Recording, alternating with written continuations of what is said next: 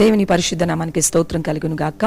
1వ దినవృత్తాంతములు 20వ అధ్యాయంలో మనం చూసినట్లయితే యెహోషువపాటు ఆయన మీదకి యుద్ధమునకు వచ్చినప్పుడు ఆయన చేసిన ఒక కార్యం ఇక్కడ చూస్తాం. ఉపవాస ప్రార్థన చేశాడు. ఈ రోజుల్లో చాలా మంది ఉపవాస ప్రార్థన ఎందుకు చేయాలి అంటారు. అయితే కొన్ని సంగతులు నేను మీతో చెప్పడానికి నేను ఇష్టపడుతున్నాను. ఉపవాస ప్రార్థన ఎందుకు చేయాలంటే దేవుడు ఆ ఉపవాస ప్రార్థనలో మనకి ప్రతిఫలం ఇస్తాడు, మనకి జవాబిస్తాడు, మనం అడిగిన వాటిని ఇచ్చే దేవుడు గనుక ఎవరైతే తను తాను తగ్గించుకొని దీన మనస్సు కలిగి ఆయన దగ్గరికి వస్తారో వారు ఉపవాసంతో ప్రార్థించినప్పుడు దేవుడు వాడికి విజయాన్ని ఇస్తాడు. కనుక మనం విజయం సాధించాలంటే మన ఉపవాస ప్రార్థన చేయాలి. మన కుటుంబానికి కాపుదల కావాలంటే మన ఉపవాసం చేయాలి. మన పిల్లలకి కాపుదల కలగాలంటే మనం ఉపవాసము చేయాలి.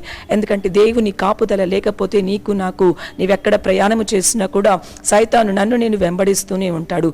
అయితే ఆయన తోడు, ఆయన కాపుదల నీకున్నట్లయితే నువ్వెక్కడ ప్రయాణము చేసినా కూడా ఆయన చేతి క్రింద నీవు ఉన్నట్లయితే ఆయన నిన్ను కాపాడేవాడు అంటున్నాడు. ఎందుకంటే ఇశ్రాయేలే కాపాడు యెహోవా కునుకడు నిద్రపోడు అంటున్నాడు. మూడవదిగా మనం చూసినట్లయితే మీ కార్యాలు సఫలం అవ్వాలంటే కూడా మీరు ఉపవాస ప్రార్థన చేయాలి.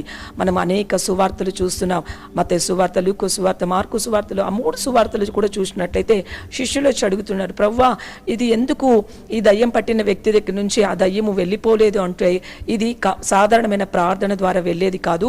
ఉపవాస ప్రార్థన ఎవరు చేస్తారు, ఉపవాస ప్రార్థన ద్వారానే ఇటువంటి దయ్యాలు వెళ్ళిపోతుందని చెప్తున్నాడు. కాబట్టి ఈ ఉదయకాలంలో మరొకసారి కూడా మనందరూ కూడా ఉపవాస ప్రార్థన చేస్తాం.